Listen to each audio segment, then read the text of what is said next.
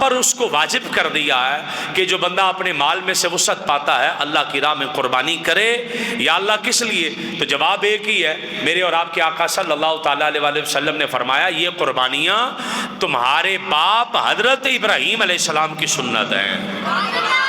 اس کا مطلب ہے حج ہو گئی، قربانی ہو گئی، میدان عرفات ہو گیا، میدان مزدلفہ ہو گیا، میدان منا ہو گیا، آپ کوئی کامل کر کے دیکھ لیں پورے حج کے اندر آپ کو نیک بندوں کی سنت ہی نظر آئے گی، آپ کو نیک لوگوں کی سنت نظر آئے گی۔ اس لیے اب اس حدیث پاک کو میں دوبارہ پڑھنا چاہ رہا ہوں۔ نبی پاک صلی اللہ تعالیٰ علیہ وسلم نے فرمایا، سوال کیا ایو اورل ایمانی اوثق، اے میرے صحابہ سب بتاؤ ایمان کی سب سے مضبوط رسی کون سی ہے؟